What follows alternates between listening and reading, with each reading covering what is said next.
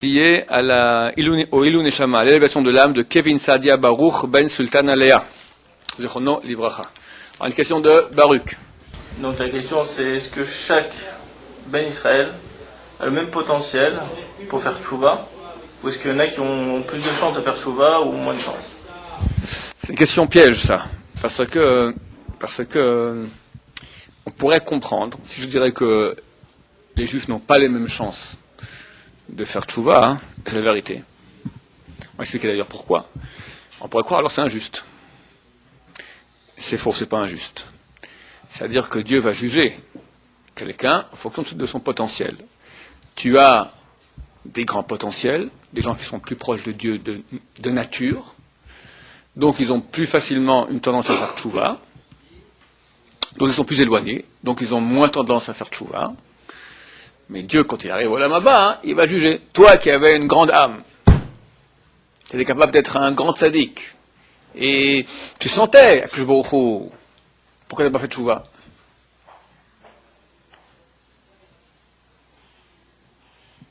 Le petit, qui avait une âme beaucoup moins sensible à Dieu, une petite âme on appelle cela, qui n'a pas fait tchouva, il sera, on va dire que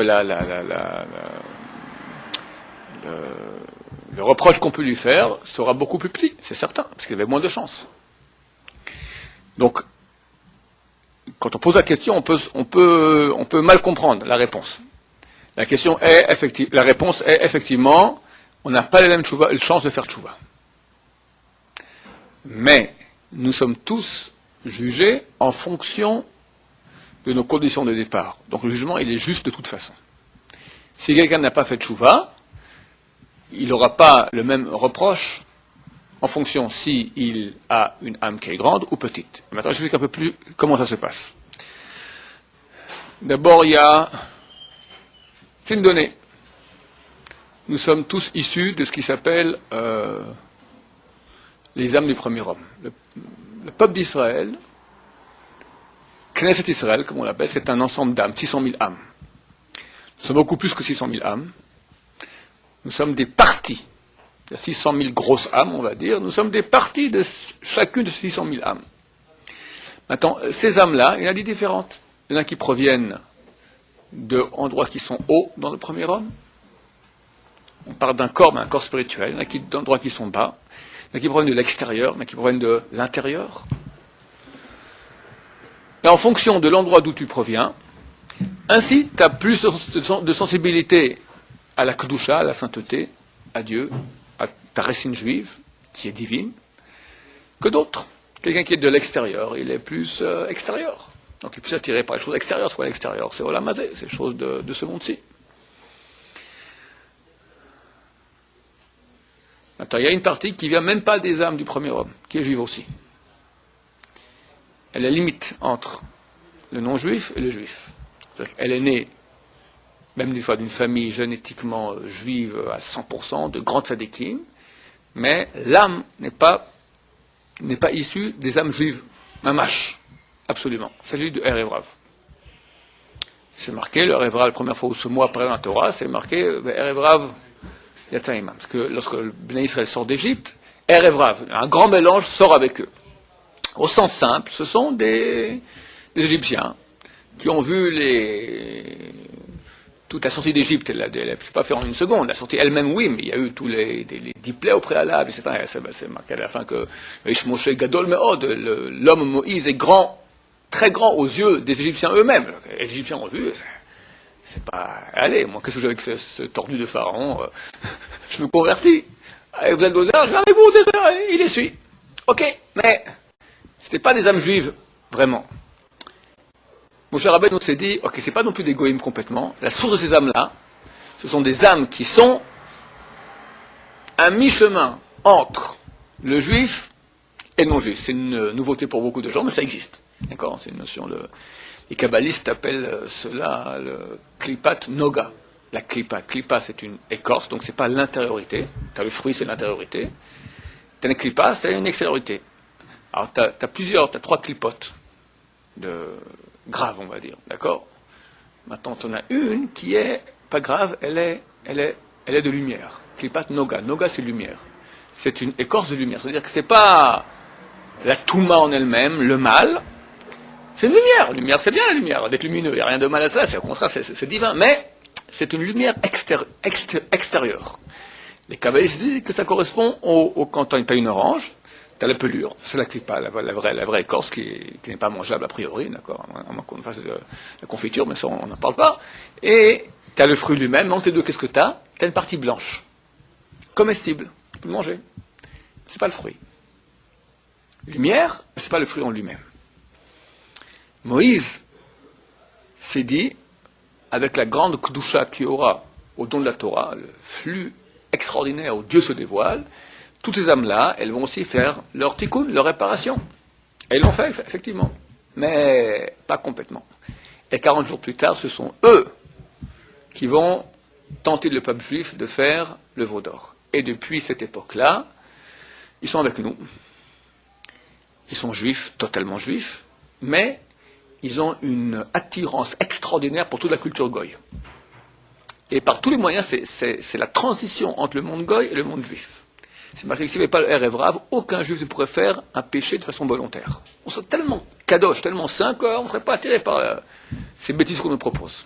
Mais il y a en nous, et il y a un mouvement donc éducatif, il y a des écoles, il y a des journaux, il y a un mouvement qui est le Erev Rav, c'est une puissance très grande. Ils ont fait faire le veau d'or. Il faut y aller. On a vu Dieu, 40 jours plus tard, on fait un veau d'or. Il faut y aller. Donc ils ont une puissance très grande, surtout qu'ils sont juifs. Un goy, ok, viens, il dit ce qu'il veut, machin, ok, ça tient pas la route. Mais quand quelqu'un de mon camp à moi, il vient, il parle comme moi, mais c'est un peu différent, ça touche. Ils n'auraient pas tendance à s'assimiler avec les autres? Ils ont tendance à s'assimiler, mais une fois qu'ils s'assimilent, il y a d'autres âmes qui reviennent sans cesse.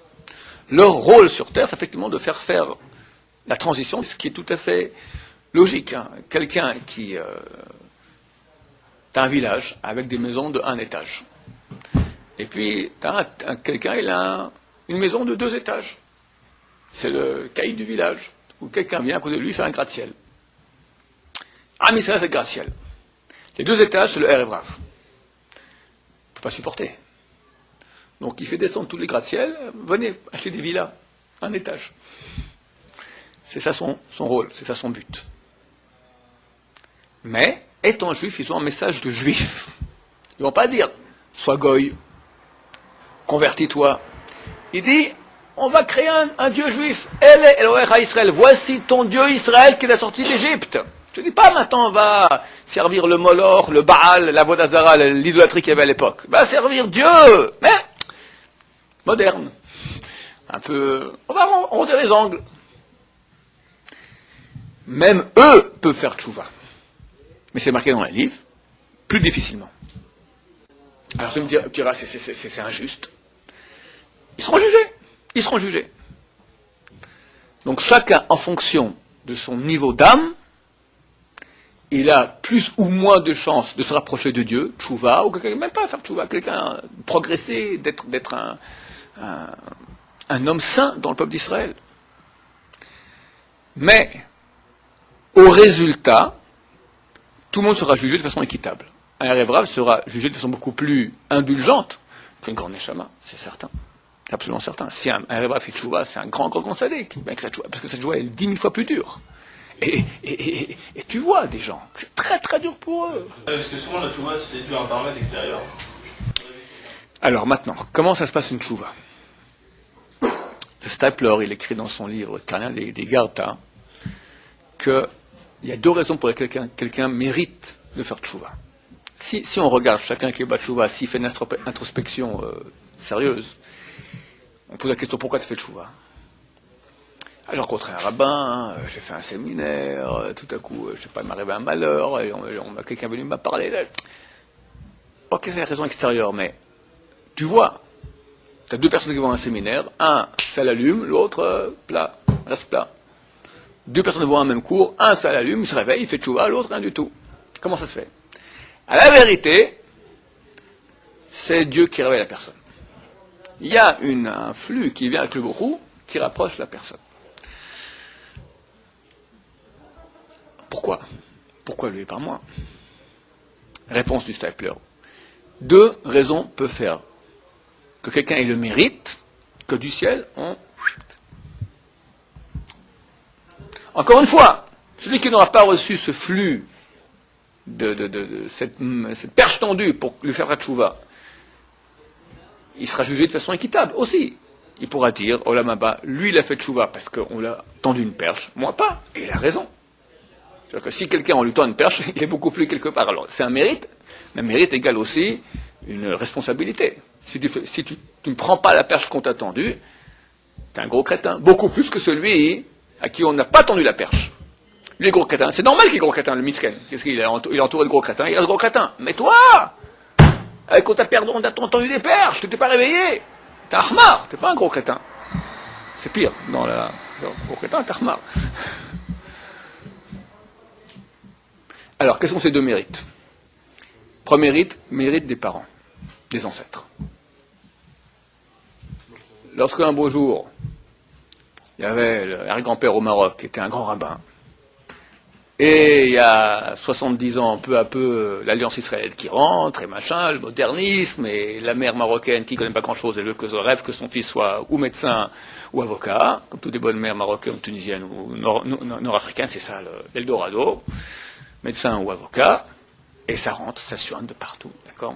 Tu as que les primitifs qui sont restés dans la Torah. Ok, alors, et tu vois, le grand-père qui voit ça, il se met à pleurer. Il dit pourquoi mon petit-fils Mechalel Shabbat? Mon petit-fils, quoi, il fréquente une Goya? Ma petite-fille, elle s'habille pas avec Tsniout? Alors que nous, on était millénaires, on a tout fait pour des bons juifs.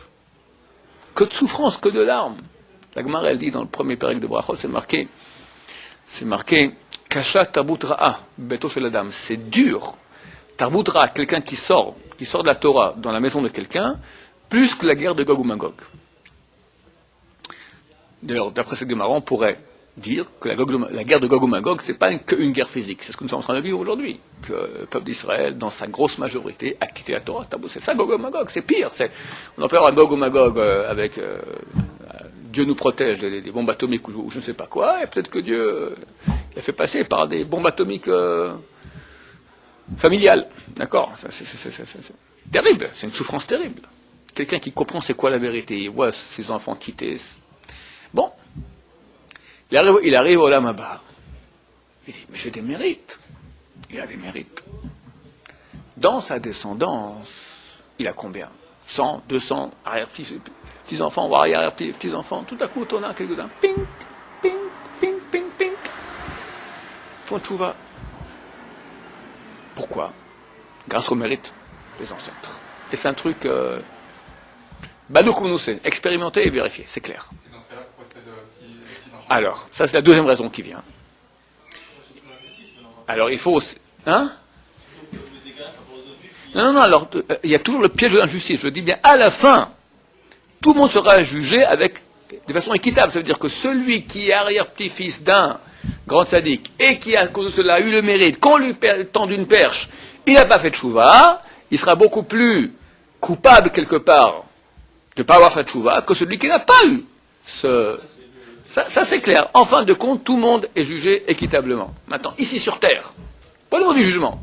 Pourquoi un mérite, l'autre mérite moins? Ok, écoute, après tout, l'arrière-grand-père, il est descendant d'un arrière-grand-père qui était dans la Yvsektia. Yvsektia, c'était la section juive des bolcheviks, qui était pire que les goïms et qui envoyait les juifs religieux en Russie.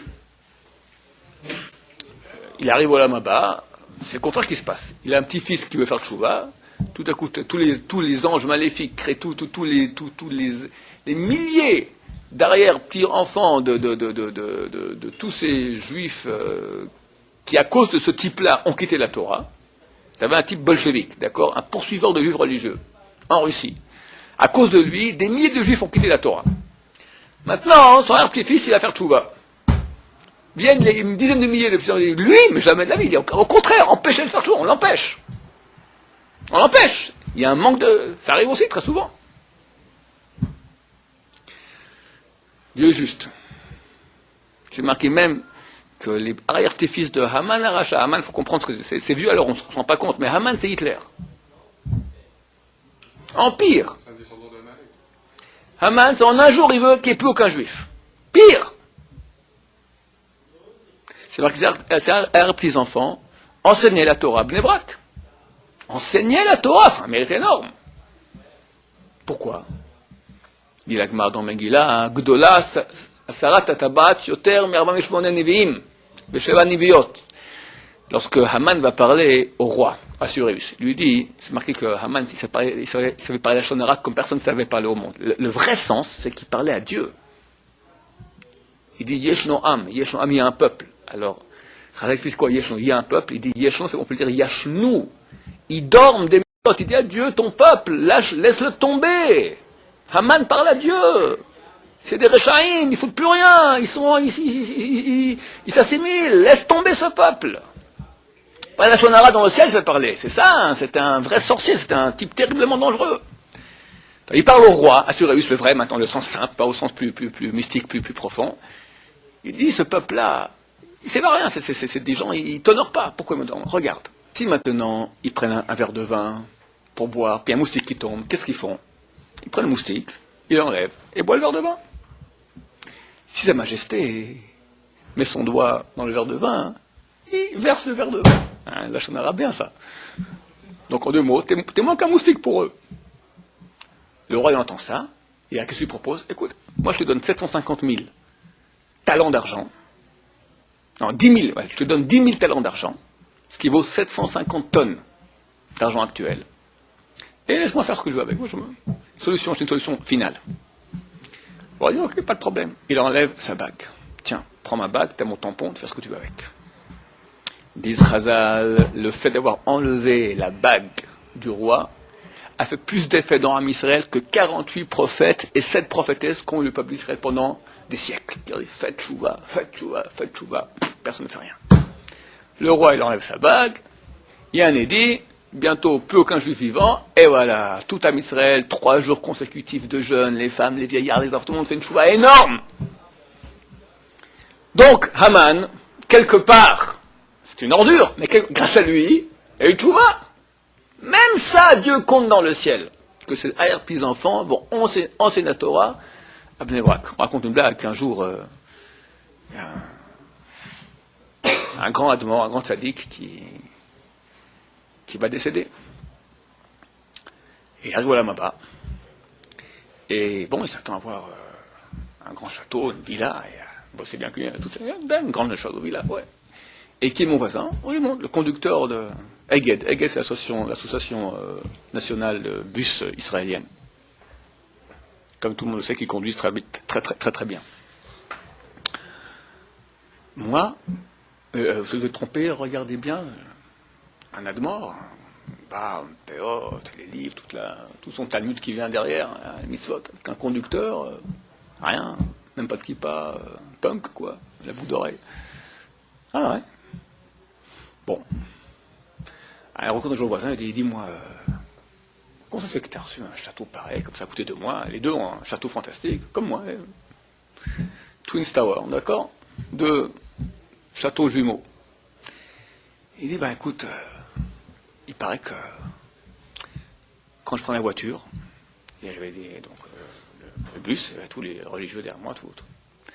Il faisait Shema Israël quand je conduisais, avec tellement d'attention. Il a tellement peur, les gens, d'accord? Shema Israël. Alors, quelque part, voilà, il a reçu, donc ça sent une blague, d'accord?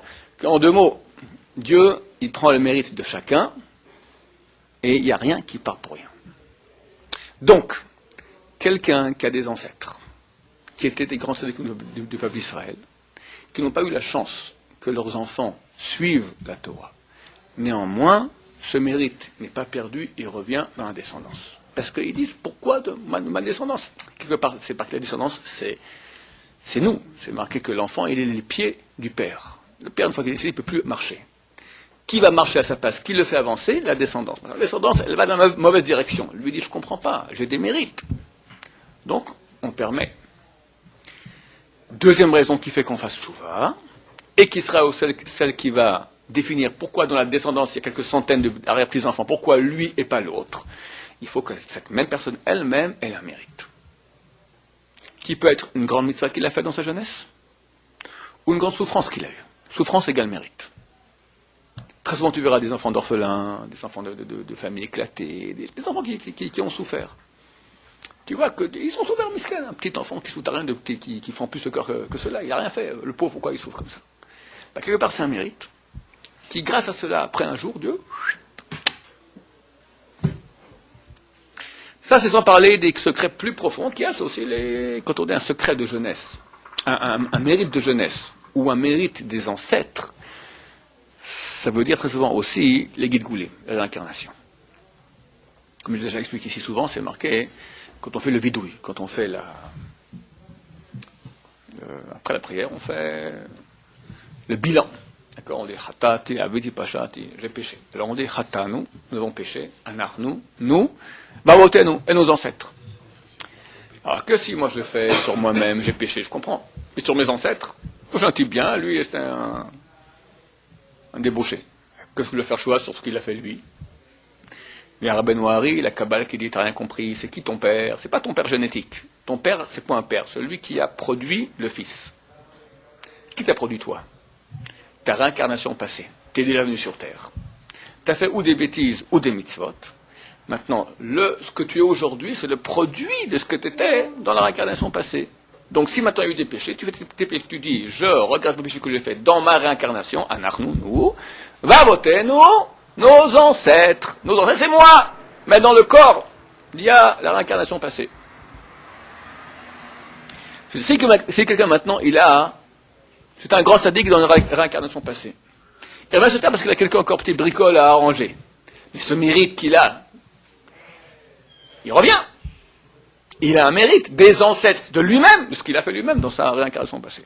Ça aussi, ça existe. J'ai une question. Oui, mon cher ami. Chaque bitul zman de Torah, il est compté comme des avérotes assez chamourotes, assez importantes. Et on nous dit que chaque avéra, elle est comptabilisée et que le cheshbon, le compte qui est au ciel, il est assez dur quand on va être jugé. Yom Hadin, c'est quelque chose de très dur. Rien n'est passé au hasard. Rien n'est laissé au hasard. Alors si nous, maintenant, on commence à se faire des calculs, à se dire toutes les minutes qu'on laisse passer devant nous, on fait des péchés, et qu'on sait très bien qu'on n'a pas un comportement qui est très convenable vis-à-vis de la Torah, alors on ne peut plus vivre. Alors ça veut dire que personne n'est parfait. Alors qu'est-ce qu'on doit faire pour se mettre au niveau de la teshuvah? Parce qu'on sait très bien que de manière dans une journée, on n'a que du bitouzman. Pratiquement. De nos générations, on n'est pas apte. D'accord. C'est une bonne question. L'essentiel, le but, c'est arriver au rendement optimal. J'ai une énergie que je dois réaliser en bien. Faire le maximum de bien qu'il puisse y avoir, de sainteté, de brochement avec Dieu dans le monde. Maintenant, pour y arriver, il faut que je me motive. Il y a deux sortes de motivation qu'on peut caricaturer, la carotte et le bâton. Plus sérieusement, c'est-à-dire, je peux me motiver en disant, regarde, je peux maintenant étudier la Torah. Quand j'étudie la Torah, qu'est-ce qui se passe? Je deviens l'organe de parole de Dieu. Je fais un avec Dieu. Je suis plus haut que les anges. Les anges se taisent. C'est marqué Ka'et, Yamer, l'Israël, Ma Pa'al El. Viendra un temps où les anges vont demander à Israël, qu'est-ce que Dieu veut, qu'est-ce que Dieu fait? Parce qu'à notre source, on est plus haut que les anges. Parce que nous avons la Torah, c'est plus haut que tout. C'est marqué Chacham Adif Minavi, un sage qui connaît la Torah, il est plus haut qu'un prophète. Un prophète, il voit ce que Dieu veut. Mais il voit que ce que Dieu dévoile avec sa bouche, en quelque sorte, la bouche de Dieu. Nous, on va dans la pensée de Dieu. Le Chacham, celui qui connaît la sagesse de Dieu. Israël, la Torah, c'est plein de choses qui est la plus belle qu'il y a. Tu te rends compte ce que tu es en train de faire maintenant? C'est marqué que celui qui lit la Torah, c'est plus grand que de sauver un homme qui est en train de mourir. Grâce à toi, le monde tient. Je peux faire, et je vais faire bientôt, avant matin de Torah, un cours de Torah, tu sors boosté. Donnez-moi un livre, donnez-moi. C'est extraordinaire. Ça, c'est un moyen qui s'appelle la carotte, qui est juste. En réalité, c'est pas faux. Tu es grand. Un autre moyen, qu'il faut aussi utiliser, mais en beaucoup moindre utilisation. D'accord? C'est comme éduquer un enfant. Éduquer un enfant, il est moyen en maths. Il est moyen. Maintenant, il a amené une note, il fait, on va dire, sur 100, il fait toujours 50. Un jour, il a amené 51. 51. C'est fantastique, mon fils. C'était moitié-moitié. Maintenant, tu es dans la majorité. C'est marqué dans la Torah. La majorité, c'est comme tout. C'est comme si tu es à 100. Viens, on va danser. Et hop, et maman, et grand-papa, et là, il y a eu 51, il est bon en maths. Fantastique, mon fils. Ah, génial. Lui, qu'est-ce qu'il va dans sa chambre? Il est où le truc de maths? Allez, il se met à bosser. Il va avoir encore une fois 51. Bon, c'est un moyen positif. Maintenant, des fois, et c'est vraiment, en diagnostic, comment on appelle ça, quand on a une lettre, en ordonnance, en très millimétrique. Des fois, il faut aussi, écoute-moi, c'est ça que tu amènes comme note. T'as pas honte. Des fois, il faut, mais très peu. Alors, nous aussi, on a besoin. Si quelqu'un maintenant, il se dit, je vais aller Shiva, et tout va bien, moi j'ai direct au Lamaba, tout ça. Des fois, il faut un peu lui rabaisser son caquet. Je dis, écoute mon vieux, une seconde, tu n'as pas lu la Torah, même que je te montre ce qui est marqué dans les bouquins. Et voilà, tu vas te ramasser d'une de ces traits. D'accord? Oh là là là là. Bon, mais, attention, c'est pas adapté. C'est pas motivant. Le but, c'est pas ni être trop insouciant, ni d'être complètement pétrifié par le poids des responsabilités qu'il y a sur nous. Le but, c'est d'avancer au niveau optimal. C'est ça. Maintenant, toi, sois intelligent.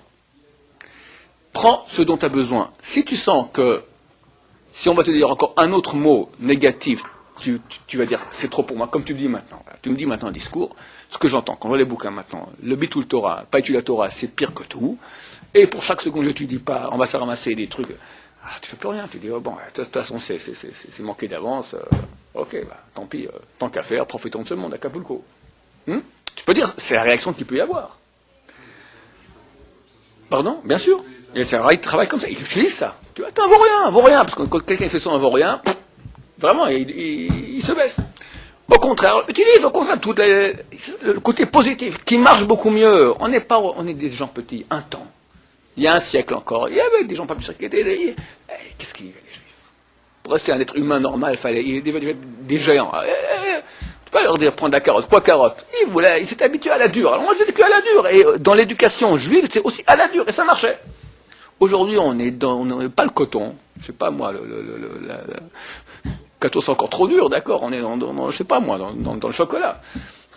Il faut que du chocolat. Et ça marche qu'au chocolat maintenant. Ça marche qu'au chocolat. Donc à nous maintenant de nous motiver intelligemment. Maintenant, la réalité qu'il y aura là-bas, personne ne sait où il en est. Ça rejoint le début de notre exposé ici. C'est-à-dire que personne peut savoir, lui, où il en est par rapport à l'exigence qu'on a de lui. Parce qu'il ne sait pas quel âme il est. Tu as deux personnes qui ont l'air au même niveau.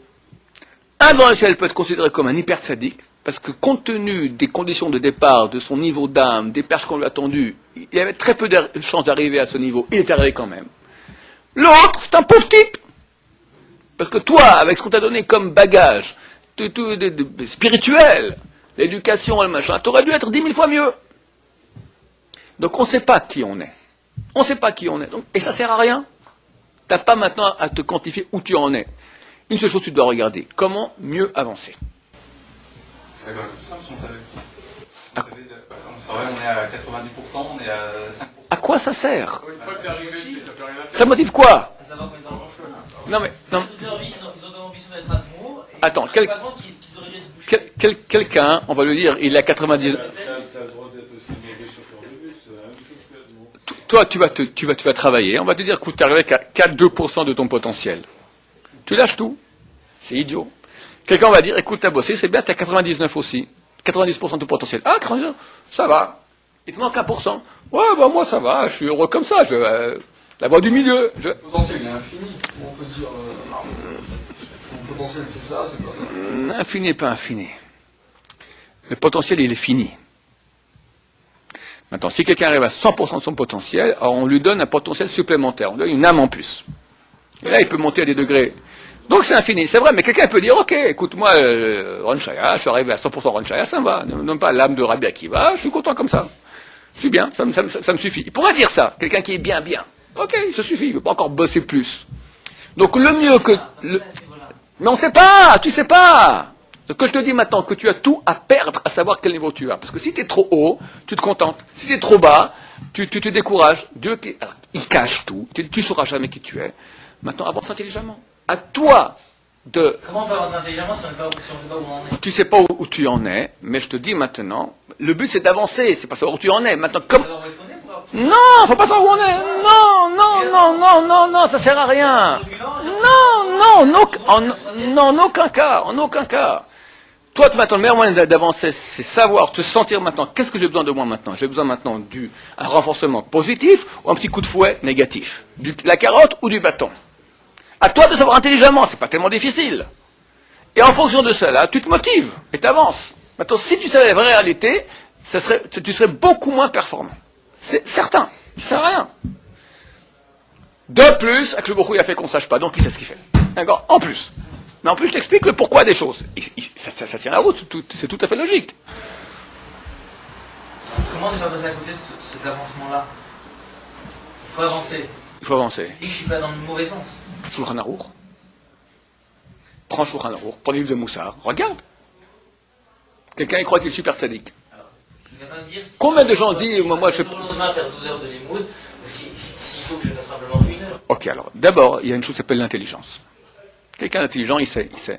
Dieu, c'est marqué qu'il ne pas l'obab tronia embryotav. Il ne va pas maintenant t'enquiquiner. C'est pas un juge terrible que d'arriver à 100% de ton potentiel, allez, les chaudrons. D'accord. Auschwitz Empire. C'est pas ça. C'est pas non plus qu'il n'y a pas de jugement et on fait tout ce qu'on veut et Dieu nous aime bien, à la fin chacun il aura un beau lama-bas. C'est pas comme ça que ça se passe, il y a aussi un jugement.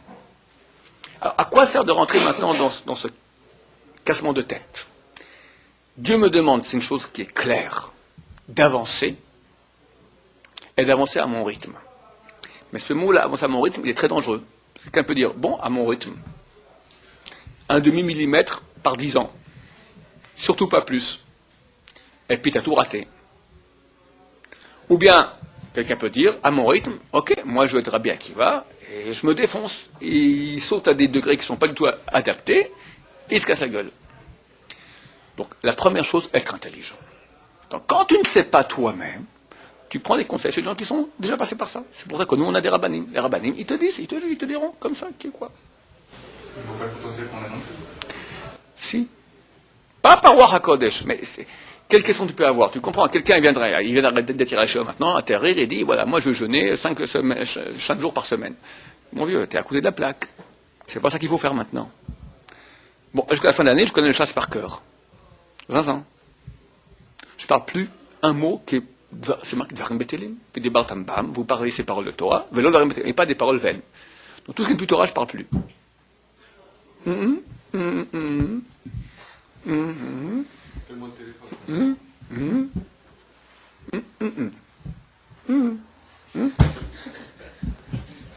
C'est pas la route. Donc il faut être normal. Mais avancer au maximum qu'on peut. Et ça, ce maximum qu'on peut, il doit être intelligent. Alors, où nous-mêmes, on arrive à ce... Où, et je crois qu'il y a besoin de être conseillé, être guidé. C'est absolument normal. Alors, j'ai pris des exemples qui sont assez grossiers, mais dans la finesse aussi. Une femme, elle n'arrive pas à se couvrir les cheveux. Mais tu seras brûlé par tes cheveux quand tu vas arriver à la main. C'est pas comme ça qu'on parle. Commence, Shabbat. La moitié, l'autre moitié on verra encore. Après un peu mieux, après 1 jour par semaine. Intelligemment. Attends, tu crois que Dieu... Mais c'est marqué quand... Il a, je sais pas, son père qui hurle, ou je sais pas, son mari, ou n'importe quoi. Mais c'est marqué dans les livres, si on voit ses cheveux, à cause d'un Zohar, il doit... Un cheveu qui sort, tu sais, à cause de ça, qu'est-ce que ça fait comme malheur dans le monde? C'est vrai, le Zohar, il est faux. Mais c'est pas adapté, c'est pas adapté. Donc Dieu, qu'est-ce qu'il va dire? Il va dire, elle doit faire ce dans le Zohar, mais c'est crétin. Or, on sait bien que Dieu, chas shalom, c'est tout le contraire, il est intelligent, donc intelligent. Donc tu lui dis, progressivement, elle sera jugée en fonction de où elle est partie, où elle est arrivée. C'est dangereux parce que délibérément, on peut se dire, c'est pas à mon niveau de faire tchouva sur tel ou tel point, donc je continue. Il ne faut pas être menteur. Et sur ça, on sera jugé. Je sais qu'aujourd'hui, je ne peux pas faire Shabbat, mais je prends sur moi d'arrêter la clope. Si quelqu'un maintenant, il est honnête dans sa démarche, c'est vraiment, il faut comprendre qu'on est devant la vérité la plus vraie qu'il y a. Je ne veux pas mentir, je ne veux pas jouer des jeux. En face, la vérité la plus totale maintenant, tu peux vraiment jurer, dire, tu es en face à Kajoubourou et dire, je ne peux pas faire. C'est pas mon niveau. Si oui, tu as raison. Tu as entièrement raison. C'est vrai qu'il y a un piège quand je dis, chacun son rythme, il y a un piège là-dedans. Mais on nous jugera, est-ce que nous avons été des personnes vraies, authentiques, ou on s'est menti nous-mêmes. Et là, le vrai jugement. Et sur ça, on sera jugé, c'est certain. C'est marqué que ce qui nous juge, dans le tribunal rabbinique, d'accord, c'est les grands rabbins, les gdolim, de la même génération dans laquelle on vit. Parce qu'eux ont connu. Eux ont vécu dans ta génération. Ne nous fais pas. Tu comprends, les Serrara, Paris, les filles, la mode, le machin, l'argent, je ne pouvais pas autrement. Et lui, pourquoi il a pu? C'est de la génération d'avant, parce qu'ils sont déjà morts aussi, ou c'est des vivants qui jugent déjà À peu près la même génération. Le Rav Ezrati, c'est le Rav de Rabbi Islam Bachaouli, le Rav Ovadia Yosef, il disait, pour la même bracha, il disait, c'est marqué, Hashevenu Hashem le Toratecha, vekarvenu malkenu la'avodatecha. Quand on parle de Torah, on dit Hashivenu Hashem, ramène-nous à ta Torah. Ramener, c'est, t'es là. Karvenu la'avodatecha, rapproche-nous de te servir. Servir, c'est la prière, c'est les mitzvot. Qu'est-ce qui est plus effectif? La Torah ou les mitzvot? La Torah, ça t'amène jusqu'à Dieu. Les mitzvot, ça te rapproche de Dieu. Tu n'as pas de carburant plus fort pour avancer que l'étude de Torah. Maintenant, dans l'étude de Torah, tu as différents, comme un corps qui a besoin de différents. On a besoin d'oxygène, de nourriture. Nourriture, il faut varier, glucides, lipides, c'est encore glucides, lipides, protéines, d'accord? Le glucide, lipide, protéines, il faut toutes sortes de choses. Il faut boire, il faut des boissons. Aussi, notre corps céleste a besoin de plusieurs sortes de Torah. Le pain, c'est la Gemara. Maintenant, il faut aussi de la Halacha. Il faut aussi de la Gata, des belles histoires, de la philosophie juive, de la pensée juive, du Moussar. Moussar, c'est ça qui va nous dire où tu en es.